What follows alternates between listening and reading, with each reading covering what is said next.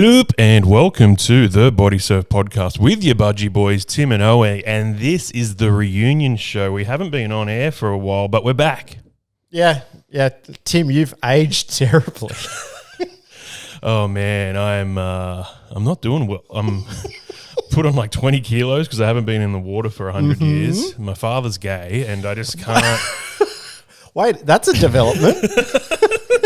It's from Seinfeld, yeah. Not that there's anything wrong with that, and it's just I got to get back in the water. I got to start eating clean, but I mean, KFC and pizza is just so good. It is, Tim. It really is. Yeah, I mean, you were doing the gym thing for a while there. That's part of the reason why you were living in these places, and you were looking for stuff like it's got a swimming pool, it's got a gym attached. You're still doing that? You're still going down that path? We've got the gym here, but it's pretty awful. Mm-hmm. There's like a 1980s weight machine in there and a TV that's stuck on SBS World News. Mm-hmm. And then the pool's good. So I get in the pool and do some laps every now and again. But the other day, we went and had a spa, and it stunk a little bit like mold. Yeah. And it's like, what are we paying the strata for, mate? Well, yeah. You know, it's all the gym's about motivation. It's if you get in there, and if you're not vibing the thing, then you're straight out. You're not putting a lot of effort into it. You know. I used to go to a gym in Sutherland, and I would just put in a podcast and do an hour, and it would keep me lean enough to get into the water to put on the budgies and all that sort of stuff. But oh man, I just gave it away, and it's hard to get back into that routine. So how are you going with just your life in general? To be honest, is it you're sailing through? You going through the water easy, or is it's a bit of a struggle? Going all right at the moment. I mean, besides the 20 kgs. Everything's fine. People thought you died, Tim. I know. It's good to sort of witness your own death and see who comes out. I mean, it was very cryptic. I posted a pic at the tile of the photo on Instagram. You're not sitting there, Tim. And then comments like, "Rest in peace, Timmy. Died. You've gone too soon." I think it was the song. Yeah, it was a very emotional song you put with the video that you posted. Royal Otis. Good track. I think it was originally performed on Sirius XM. Really? Shout out to Benny H. There you go. Well, Tim, I mean, you haven't died, which is good. No, I'm still alive. Hanging in there. Every day's a gift. We hoped you would die. Why would you say such a horrible thing? No. And I've been... April and I have been talking quite a lot about cursing people with our words, and I've really tried to pull off on that because that was my shtick for a long time. It was just like try and get the gags by bringing people down. But I'm a changed man. You're Tim. Punching up now. Yeah. Yeah, I'm going to try and stop that. So no, give us an example. What were you doing? The shtick before? Yeah. Like you'd say, like you'd go to the footy and go, "Jonathan Thurston, you're a C word." Yeah, that kind of stuff. That was funny. That was good. I'm going to pull back on that now. You were in that Adam Goods documentary, weren't you? I was the kid. That's a horrible story. We shouldn't mention that. We don't, nor should we need to, Timmy. No. We're here to talk about body surfing. Oh, I was going to see how far we could go without mentioning that. Because I'm still on the socials, and that's the best way to get body surf news. It's definitely not us. No. So jump on the socials and follow a few people. Yes. But besides like a film that came out, nothing's really enticed me that much. No, what, to get into body surfing? Get back into it. Yeah. No, and that's what I don't know if you watched my little rant when I was driving home a couple of months ago. I posted a video on Instagram just about who's looking after the vibe of the sport at the moment. I mean, Belly Slater held that together for a long time. All right. And then he bestowed that upon us, which we were trying to look after then for a couple of years, and I guess it sort of just pulled back. And for me, I would say, who's taken over the custodianship of the sport since we've sort of taken a back step, and there's a big void. Big void. Like, I mean, it was probably Raf for a little bit there, but even he started pulling back on the content. He's bodyboarding a lot more now. It's yeah. Yuck. Shout out to executive producer Woofo, or Woodo, as we like to call him. He said the day they stop producing tension bodyboard videos is the day bodyboarding died. And in a similar fashion, the day we stopped producing the Bodysurf podcast is the day body surfing died. At least in Australia, for sure. Yeah, very, very, very true. And I mean, even when I posted that video the other day, people are saying, come on, bring it back. You guys aren't gone for good. The people want us, Tim. Why? I don't know why. Just get out there and surf. Well, I think the good thing about us was we were your average Joes. We were these larrikins that found the sport, worked out there was a community, there was competitions, there was meet and greets, there was camping trips, and we just jumped headfirst into it without knowing anything, and we were discovering things all the time. And now we're probably at the end of all that. Is there much more out there? Well, it's got me thinking, is body surfing a single man's game? True. Is it just for single people? It was a lot easier when you could just wake up in the morning, head down to Gate. What was it? Maybe single people body surf. I don't know. Frankly, I don't want it. But we would just head down to Cronulla, jump in, grab a bacon and egg roll. I would be home by like 1 p.m. You know, you'd start your day at 6 a.m. and it would take all day to do the formalities. And if you've got a few kids like you do, you just don't have that time. Oh, this is prime time right now. I said to April, listen, I'm getting up. I'm going to go early. I'll be back by midday. And she goes, you better be, because if you're not, no sex for a month. Jeez. Yep. We got the card has been dealt, you know, and I think, Timmy, that your life really is just like Everyone Loves Raymond, isn't it? I love the show so much I wanted to be him. But no, Tim, I really do think that you either have to have a very poor marriage or you have to be single to enjoy body surfing. Or a partner that's also into body surfing. We've seen that a few times and that works. Yes, that does work. Or a partner that likes the beach, likes camping, likes being a grub. That can work. That also can work. Yeah, no, April really enjoys the beach, but it is hard when you've got a toddler running around to go, I'm just going to go out there and have a surf for 2 hours. Yeah, it's a real time thing because you're out there for ages. No one just, once you got the wetsuit on, you're out there for a while because you don't want to take it off because it takes so long to get on and off. But I'll get back into it. Summer's just around the corner. Yeah. It was a long winter, but I'm back. No one cares. Absolutely no one cares. Tim, so you say you're still getting in the water. I mean, what fins are you rocking now? I've always had the same. You're still going the Tech 2s? Tech 2s, oh yeah, they're great. Well, I mean, because DMC was I believe he started the Tech 2 brand and then he's gone to DMC and now he's made the big bucks, Timmy. We didn't think that there was money in body surfing, but here you go. Like he's done the big deal with Speedo. Wow. Yeah. For swim fins. For swim fins and now he's living the high life. I wore the Tech 2s in the pool recently and I was like 10 seconds off the world record with fins. How good's that? The world record with fins or someone swimming without? So like Ian Thorpe's record, 400 meters. And you almost... I was like 10 seconds off, but I had fins on. And people, you would go, 10 seconds, that's a long time. Oh, yeah. Count it out. That's like they talk in the milliseconds in sprinting. Yeah. That yellow line, the world record line, I was like way back here. Well, what's the world record for ocean swimming? Is there world records for that sort of thing? Or it's too variable? I thought ocean swimming was always a gimmick. It was like for charity. They would put the shark cage around you. Susie Moroney's in there splashing about. But it wasn't, no one's timing you. They're doing the English Channel. I think there is a record for the English Channel. Okay.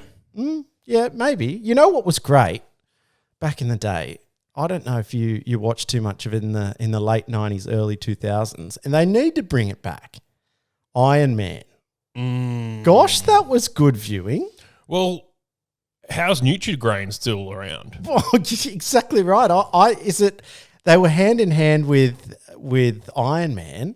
I thought it was Nutri-Grain, Iron Man. They're the same thing. But here we see Nutri-Grain's still going. Iron Man's fallen back. Totally. But I just really enjoyed waking up on a Saturday morning. You know, it's the off season of the footy. What else is there to watch? Iron Man. And gee, like everyone's into their running now, and you get to 40 and you got to do some ultra marathon. No. Just get the old ski erg out. That's not what it's called. The surf ski. Yeah. Get the surf ski out.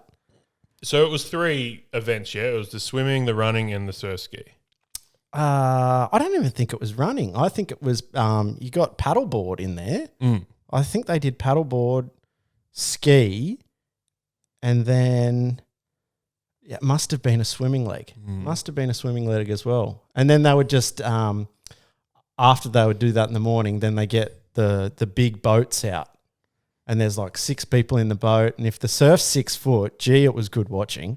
I don't want to say like it's not full on because it is. But who was out there splashing around on a canoe and going, you know what we should call ourselves? Iron Man. It's like, we're just having a swim, aren't we? Well, I don't know, Tim. It's very hard to do. It's like they're ripped. Those blokes are ripped. And I mean, there's always been a big thing in this country about the clubbies versus the stand-ups and that sort of thing. But I mean, body surfers for me have to be more down the clubby route. I would say that the best body surfers are going to be those people who have understood the ways of the ocean for many years, and you only learn that through nippers, I would say. Okay. I don't know anyone that did nippers though. That body surfs? Most of the Bait Bay body bashers, you'd have to say, have done a bit of nippers in their time. Yeah, but are they that good? Remember we were at Wompoff one year, and I think it was the year the Bondi lifeguards were there, and someone was just playing around in the water, like pretending to float. And the Bait Bay body bashers dived in like a fucking hero. And they were just swimming. False alarm. False alarm, guys. Yes. No, Timmy, it's just one of those things where I guess that we have to just resolve ourselves to the fact that body surfing is one of those, if you can do it, you can get in the ocean and do it. I mean, our message chat is called the Cronulla Retired Body Surfers now. Everyone in the group chat talks about body surfing, but it never actually happens. There's like 3 people that will get up early on a Saturday and still go. Name them and shame them. I don't have my phone, but Jesse Mawson? He'll still go. Sean Cook? No, Sean, absolutely not. And then there's a few people that like aren't in our official group but are in the chat that will go. That's true. They're a bit more energetic about it all. Well, has the scene shifted from the ultra relaxed, ultra casual Matthew Bond type body surfer to the ultra intense, extremely overexcited, semi-professional, professional body surfers of the Ospreys? Yeah.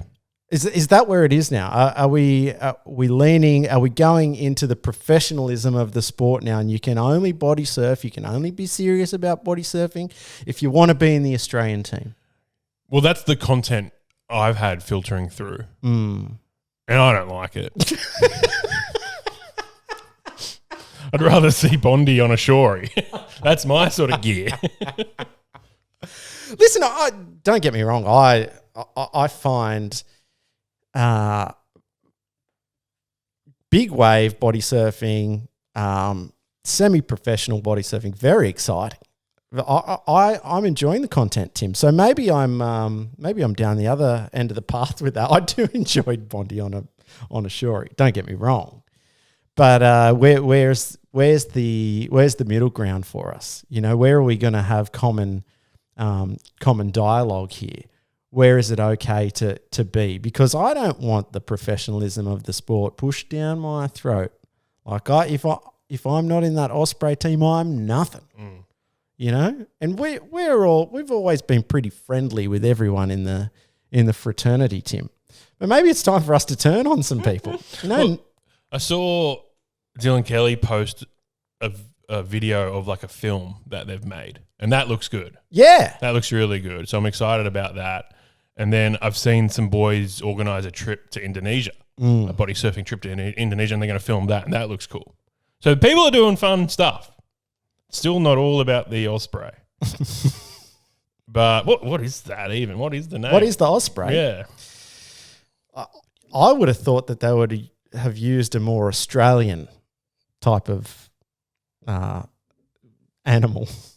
An osprey is, I would have thought it's a bit more American. What is it? An osprey is like a flying bird. A flying bird. Yeah. As opposed to those non-flying birds. So it's like we're flying on the water. Yeah. Because like most birds would drown. Is it because it's got like Australia, Osprey? Yeah. Sort of it's a alliteration. Possibly, I'm not sure. Listen, I think those guys are doing good things. Again, it's just one of those things where it's hard to quantify, I guess, who should be in the team and who shouldn't be in the team. And I mean, I think everyone knows that maybe Australia's best body surfers aren't all there. Not to say that the Osprey team is a bad team. They've got great surfers there. Chris Anderson is phenomenal and increasingly better over time.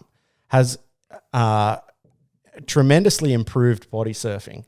His body surfing over the last 5 to 10 years. Dylan Kelly, always good. Is he in the team? Oh, yeah. Great. Yeah. They've got a good team. And Jared Bridges is always in the water. Yeah, always. Like these guys are improving day on day, week on week, month on month, year on year. Don't get me wrong. But then you've got the people who sort of reject that, not even so much reject, but just not even able to qualify for the team. Someone like Corey, who is, in my opinion, at least in the top 5 body surfers in Australia, but can't qualify because either hasn't been to enough events, whether he wants to or not sure, don't know his opinion on it. I guess you can only put yourself in the team if you want to be there. And I'd be interested to hear Corey's thoughts because for me, obviously, I'm not someone who has enough skill. I don't see myself being up to the level of those guys anyway, watching what they can do now. Wonderful body surfers, power to them, great work. But I think the frustration has been from a few people is that maybe it's either one, too easy to get into that team, or two, there's not enough opportunity or maybe the depth of the qualifying isn't there either. So, you know, the status for them can only improve with the more events that get put on offer to make it harder to qualify. I think for even talking, like from talking to Woofo, you know, Uga could theoretically say that his allegiance is European. Yeah. Right? And he could go and swim at one of these qualifying events and then swim for Europe at the World Body Surfing Championships.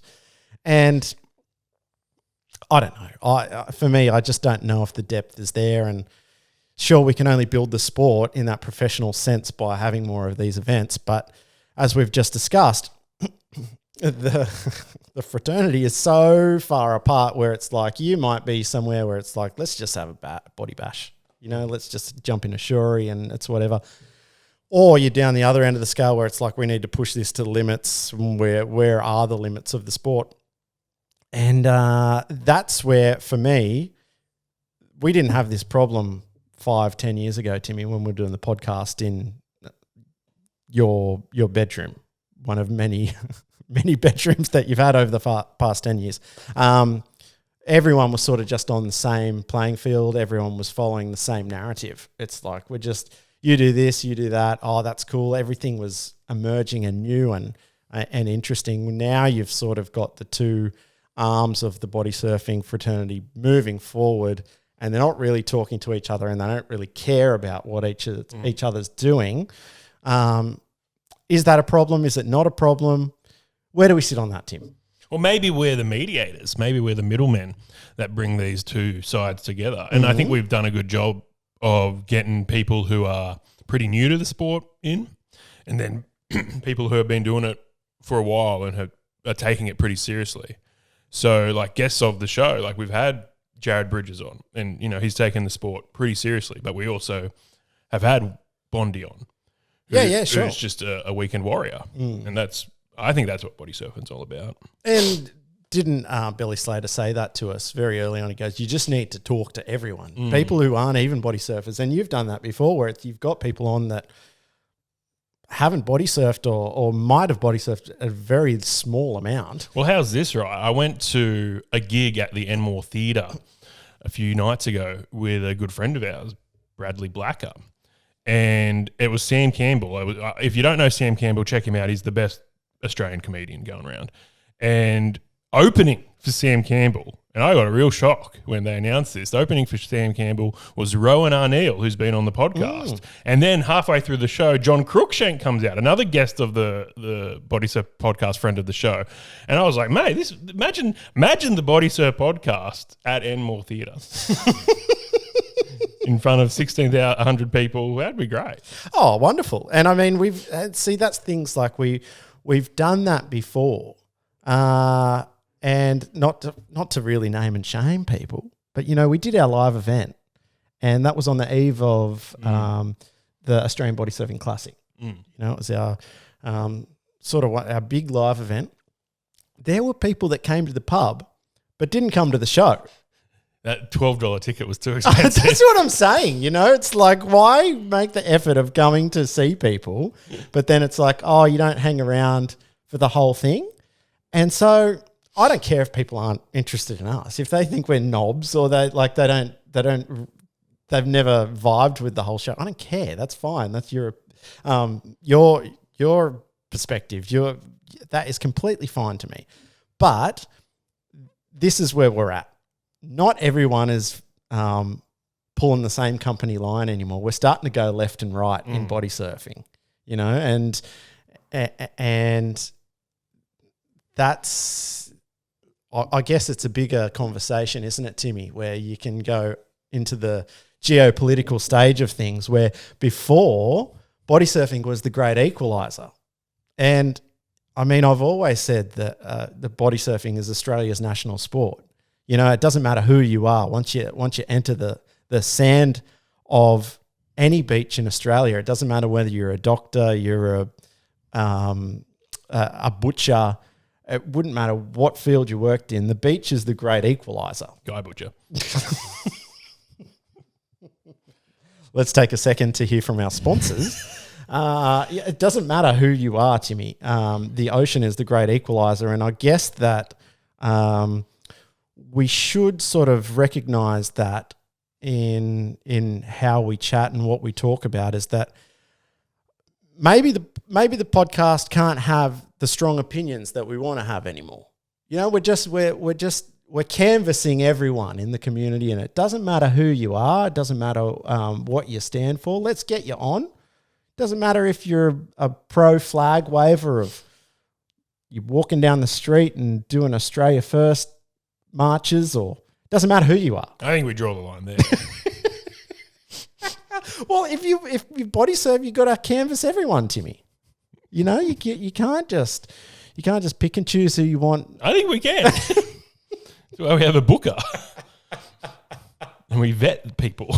Well, yes, that's true. What have you written down on that little note there, Timmy? Well, I think we've been so negative and punching down a lot for the last 10 minutes.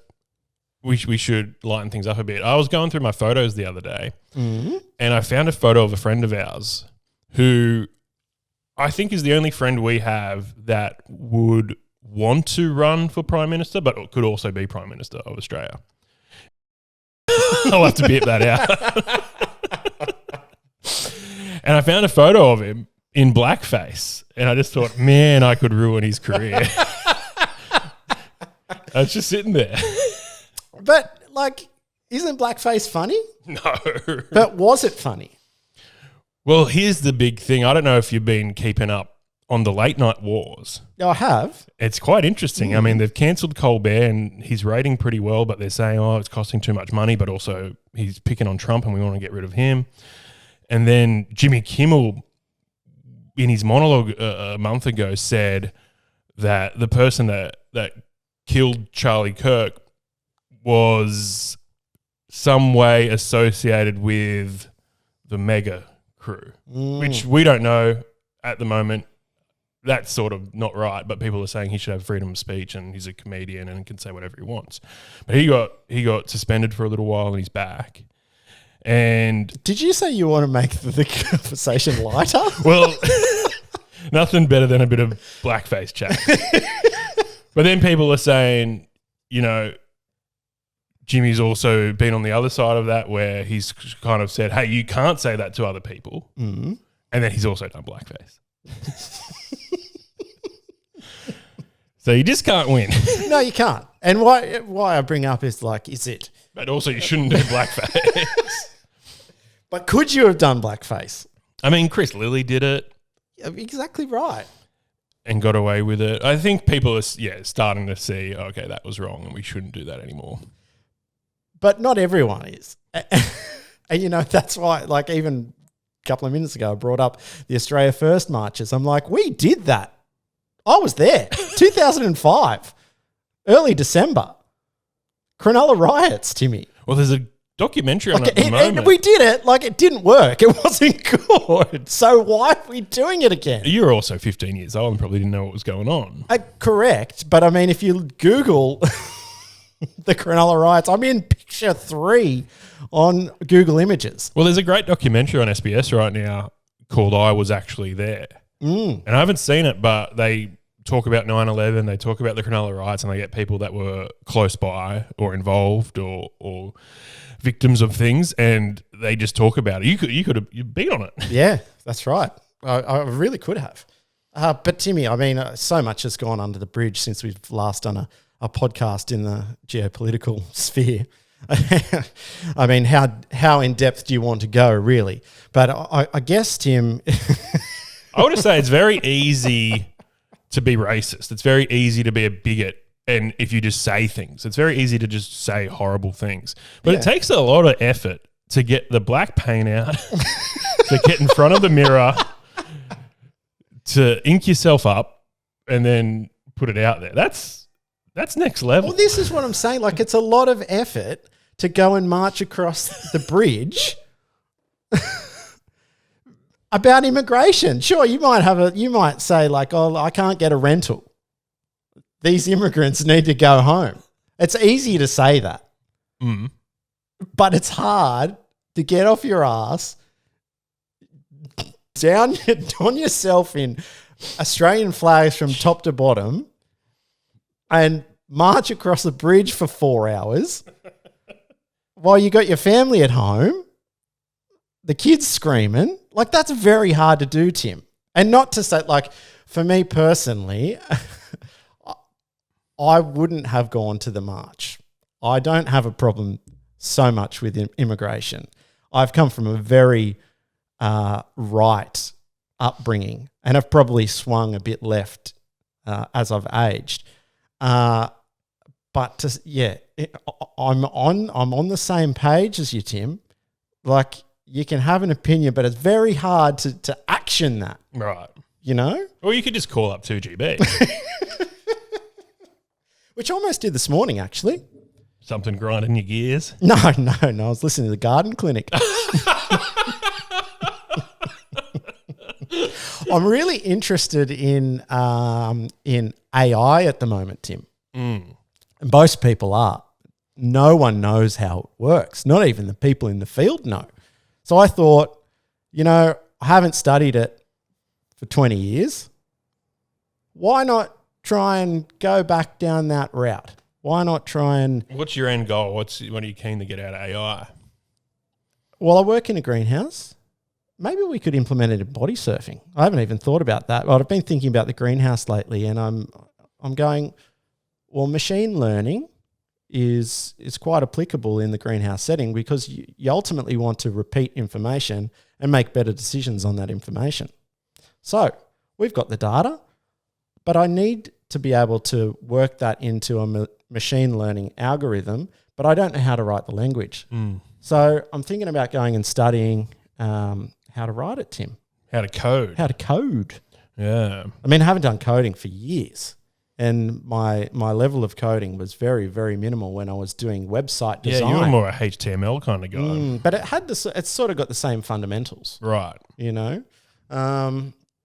Anyway, yeah, that's what I'm thinking about actioning. I like to write a lot, and sometimes I'll be at the computer typing, and it will just start finishing the paragraph for me. Yeah. And I'm like, no, that's not what I wanted to say. Well, you're starting to sound more like a robot every day. Well, I'm writing a nice little poem, and then it just starts saying, kill the blacks, kill the gays, kill the Muslims. I'm like, no. Hold on there, computer. What happened to you? Who taught you these things? You've been hanging out with Owie too much. Yeah, that's right. Yeah, exactly right. No, Tim, it's a scary world we're living in because, when I would, and this is what I'm talking about. If you're Googling body surfing in Australia and your algorithm's out, mate, you're getting Osprey content. Where the people on the right hand, the right or left, doesn't matter where you are, on the other end of the scale, they're getting Bodysurf podcast content. We're seeing different content here. Yeah. So how do we navigate a world, Tim, where the computers are taking over, apart from joining forces? Have you ever Googled yourself? Oh, yeah. And there's the picture of you at the Cronulla Page Rise. 3. Yeah. Yeah. Picture 3. Yep, I have. And you know what's really good, if you haven't done it, chat GPT yourself. All right. And it'll give you a good rundown on your whole life. That's scary. Which is really scary, and we did a few different names when we were actually at Womp Camp. And it talks all about the podcast when you run my name, which is great.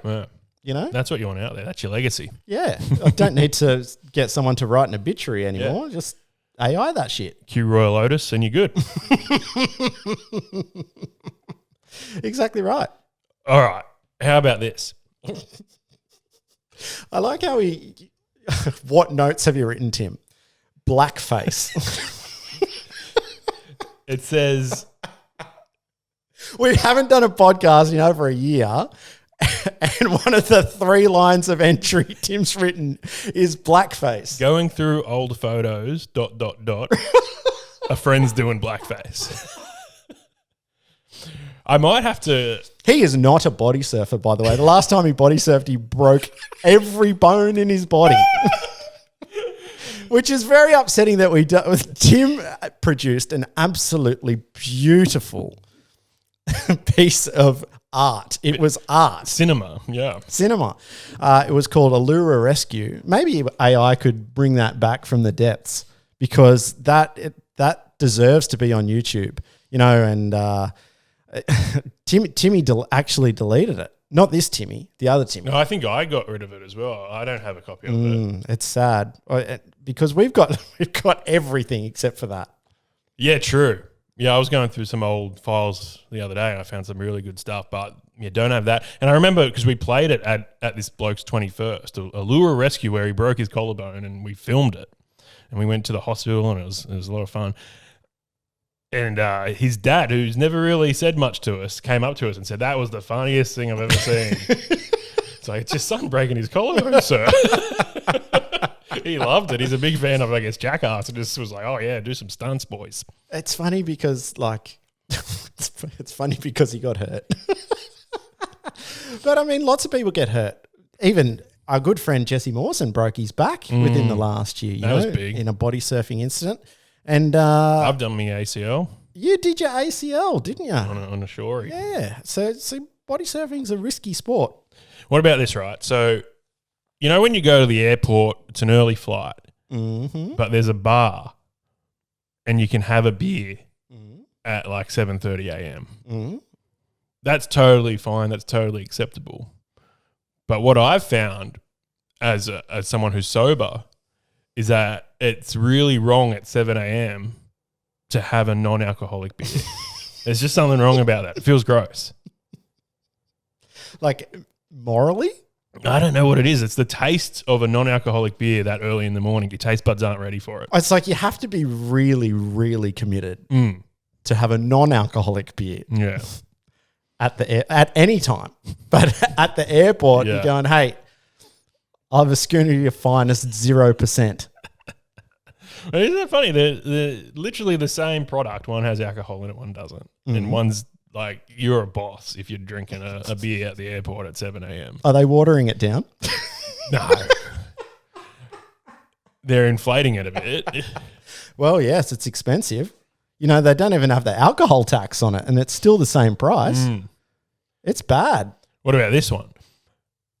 I like to drink Red Bull, so I'll go to... Wait, where are you flying, by the way? Who's flying? Who's got flying cash? I do a trip a year. Yeah. Yeah. Going to Bali again soon. Oh, mate, everyone I know is in Bali at the moment. Great fun. I miss the place. I've been there for 30 years.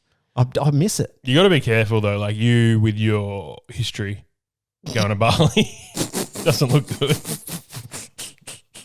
What history is that? The Cronulla Riots. I know.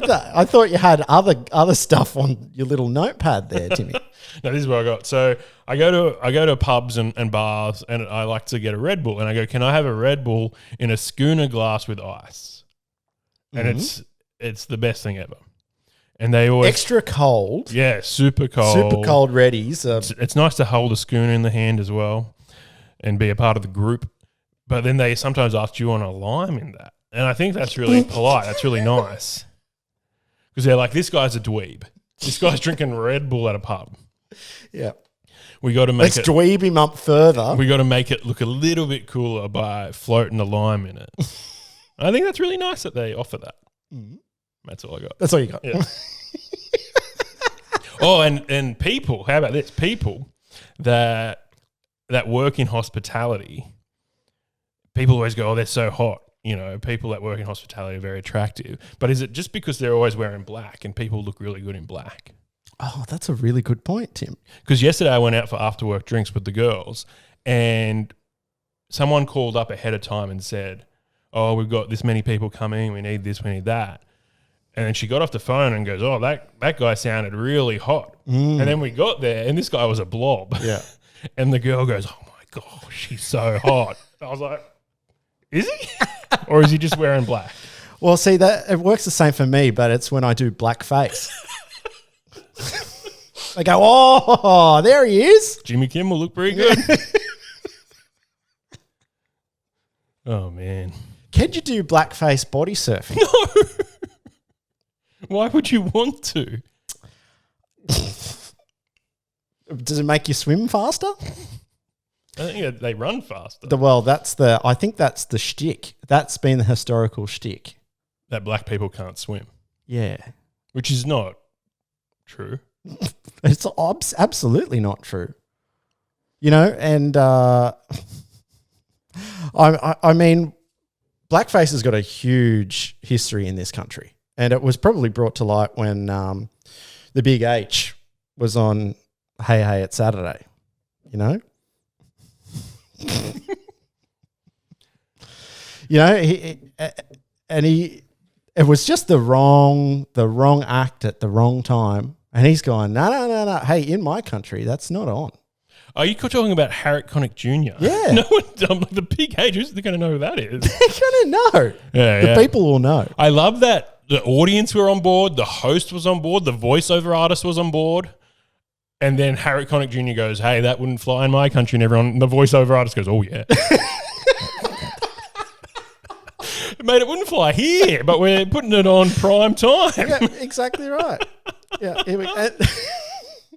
And that was like, hey, it's Saturday's like big comeback. This is like, it's 2010. It's now or like you're coming back, you're going to hit the ground running or it's all over. And it was just popping the balloon. We should just clarify, Hey It's Saturday was a variety show on Saturday nights here in Australia. Went off the air a long time ago, came back for like a reunion.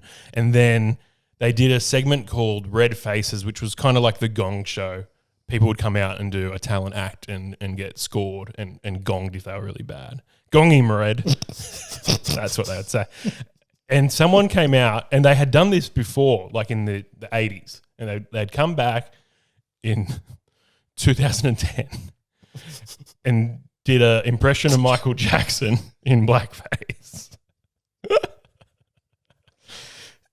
And it wasn't going to ever float. No, if Harry Connick Jr. wasn't there, no one would have said. He's the only one with the backbone. And that's what I'm saying. Like, it's like if he wasn't on the judging panel, what happens in Australia's culture? Like, is that the turning point of Australia's like going, oh, hey, guys, let's step, whoa. Maybe we should say sorry. Was that the turning point, Tim? Yeah, in the High Court, they'll quote, hey, it's Saturday. Honestly, like I think my eyes have been opened. Yeah. The history books were right. Harry Connick Jr. changed the landscape of Australia for the better. But that got through so many producers. They did a dress rehearsal. But that's what I'm saying. That's what I'm saying, Tim. You know, it's like especially for our American viewers and listeners, if you haven't seen it, do a Google search. I'm sure it'll be there. That's a pivotal moment in Australia's history. What I didn't like is that Harry Connick Jr. got his little card and gave it a 0. And everyone's going, why are you giving it a 0? It was great. And then the chefs from MasterChef They didn't even get gonged. The chefs from MasterChef are there. They gave it an 11. They loved it. Oh, dear. Yeah. How about this, right? You get into an Uber by yourself. Do you sit in the front or the back? It depends if I'm drunk or not. Well, that's the follow-up question. Getting an Uber when you're sober is quite depressing. Because like, this is such a waste of a ride. I could be shit-faced in the back here. Instead, I'm here writing notes for the Bodysurf Podcast. Yeah. How often do you get Ubers these days, Tim? Not very often. There's a bus stop right out the front of this place that will take me anywhere. So I've been getting the bus a lot. And I got an Uber last night just because I was tired and it looked like it was going to rain. And it was pretty cheap. And it got me home really fast. So that was nice. But yeah, it was kind of a waste because you could have, how many? 4 drunk people piled into an Uber for $20? Yeah, that's right. And think of the carbon footprint on that. They actually tell you on Uber how much Do they? Yeah, what your footprint is and stuff like that. I've been thinking more and more about the carbon footprint of things, even in the nursery industry. I'll give you an example. Absolutely not body surfing related at all, but we'll try and tie it in somehow. We grow young plants. They get made in a lab in China. Wuhan. Flown to Sydney Airport.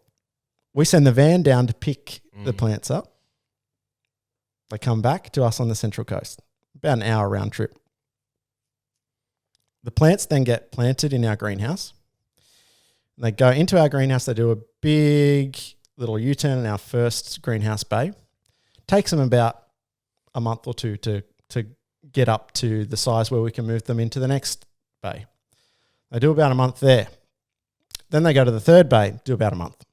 So they've done 3 months of watering, heating in our greenhouse. We heat with gas and we water with our bore. We've got a spring on site, which is pretty good. So we don't need to bring water in. Once they've done that, they then get blocked up. Blocking means we remove the bad ones and we keep the good ones. So you've got a loss there. Then they get shipped from our greenhouse, often back in the same van that's picked them up, down to the airport, flown to different parts of Australia, sometimes overseas. One of the ones that I'm talking about got flown to Victoria. It got grown up to an advanced plant in Victoria. Then I'm sure they've done their pickup and all the travel there.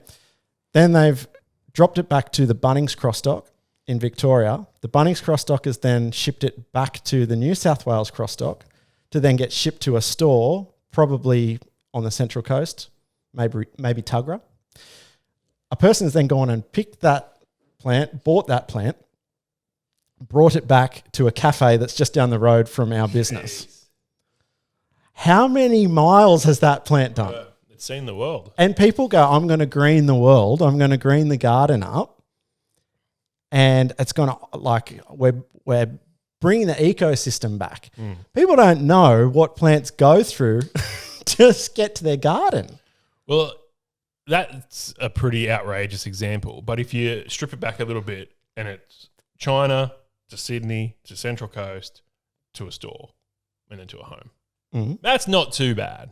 It's still I'd like to track the carbon footprint of that just one plant. But also, is that plane, that initial plane from China, full of stuff? It's not just one plant sitting in first class. No, of course not.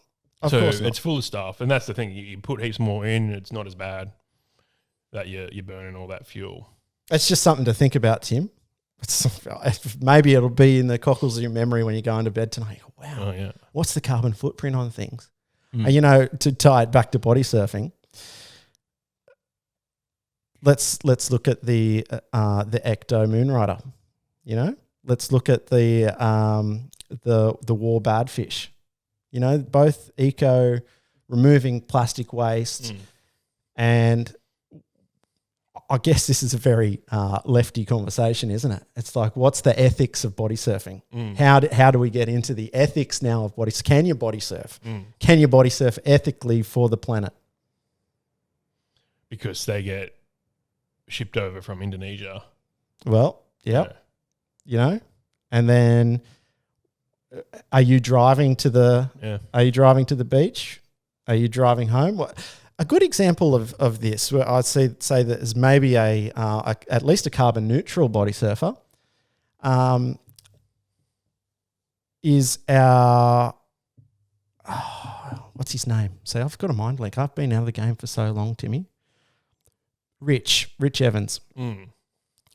I used to body surf in at Tamarama quite a bit, and it's the first time I met Rich, and I didn't even know who he was at that stage. I was like, there's this old dude, and he's riding his bike down. Oh, wow. And he doesn't use a plane, and he absolutely shreds. I had no idea who he was, but he'd ride his little BMX down with the pegs on the back. No, I think he had a little mountain bike. He'd ride his bike down, he'd have a body bash, no hand plane. I think even a couple of times he didn't even have fins on, And he would absolutely rip, and then he'd get out, towel himself down, right home. That's people. And he would go and knife a baby seal. Of course. Just to make up for it. And who doesn't? We've all done it before. That's, people talk about body surfing in its purest form. That's the purest form. Yeah. It's like, where are you?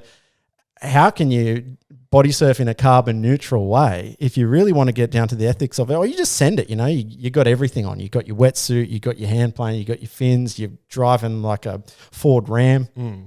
They're not Ford Rams, but a big Ram truck. Rams, you drive a big Ram. And those Rams do look pretty cool. That's what the Ospreys drive. Really? They all drive Rams. They're cool. I like them. They got like a big 72-inch TV in the front. Yeah. Just as much fossil fuels as you can possibly burn in the smallest possible way is a Ram truck. Ways we could think of sort of reducing our carbon footprint is carpooling. And if, like, we used to go down as a group, instead of driving individually, you pick everyone up on the way. Yeah. And then, like, just little things like that could help. Of course. And, I mean, We've done that before. We've all piled into the car and gone, we're going to go down to, let's go down South Coast. South. Yeah, we would always meet at that soccer field.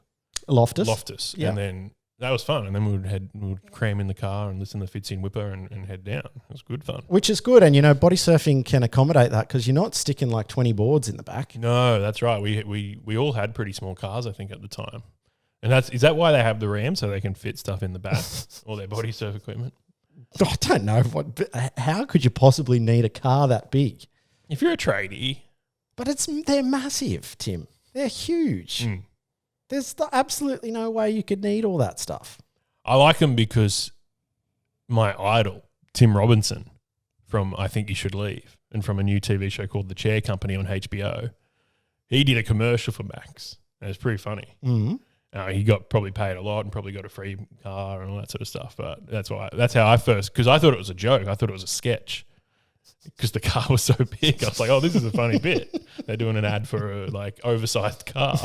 And then I'm like, oh, this commercial's real. This is the largest car I could afford, Tim. Oh, man. All right. I think we got to get out of here, do it all again probably in a year or two. Or just that you think about it, Tim. What other podcasts you're listening to that goes from blackface to the ethics of carbon neutral body surfing? I don't know one. Again, probably some stuff on GB. That's just breakfast with Benny Fordham. He's got so many ads. We need to do more ads, Tim, get some revenue coming in because all we're getting paid for is Hamish Christie still peddling our OnlyFans page. Oh, Steady Freddie gives us some stuff, yeah. Oh yeah. Yeah, he's gone good. Yep. We used to do live reads, but we would stutter too much through them. So we stopped doing them. You know, we're going to, in a moment, we're going to try and compile a 5-minute bit. A demo. For a radio station. We're not equipped for that. I feel like we're very equipped. This is the thing. This is long form. We've been going for almost an hour. That's not real radio. If we have a 2-minute talk break, we can smash that. I don't know if we can, Tim. I absolutely don't think we we did not grow up in the TikTok generation, and that's what people want these days. That's what the commercial stations want. They want you in, they want you out, and they want it in 30 seconds. Because if you can't communicate the message in 30 seconds, Tim, then who are you? Who are you? That's not good. That's not an actual question. I'm just facetiously saying, who are you? Well, why don't we practice now? We got 5. 13 12 69. Give us a call if this has ever happened to you. I was at a dinner party recently, Yoey, and I went to the bathroom and I went to dry my hands after washing them, and there was no towel. There was no hand towel. And I didn't know what to do. I didn't want to go out and embarrass myself with wet hands. So I was trying to find something in the bathroom to dry my hands with. And I ended up just using this guy's bath towel. And that's pretty grotty, yeah? Mm-hmm. So what do? Just wipe it on your jeans? I'm a jeans wiper. You just pat the dog for a while, give it to them. I hate a toilet that doesn't have your little paper. You know, I don't like sticking my hands in the dryer. Oh, yeah, paper towel. I like some paper towel. But those dryers are pretty efficient these days. Well, yeah, they're efficient, but it's still a bit... They're very powerful. The Dyson. Yeah, they are. And, you know, I'm a bit sensitive to noise as well, Tim. So, I don't want to be sticking my hands in... that must be upwards of 100 decibels. I just want to wipe my hands in peace. Yeah. Yeah, but the paper towel's not great for the environment. Think of the carbon footprint of that paper towel, Tim. Full circle, and we're out of here. All right, it's good to be back. Oh, it's good to see you. Thanks for making the trip. It's only 1 hour, Tim. Yeah, but you got to listen to GB and get revved up, and it's not good for your health. Absolutely not. But we do have to get out of here. Do it all again real soon. Thanks for listening. Thanks for the support. Sorry about the dribble. Catch you next time, bye. Tim, it's always overhead when you're body surfing. Yeah, Gosh. Yeah. And remember, it's always overhead when you're body surfing. Bye. It's always carbon neutral when you're body surfing.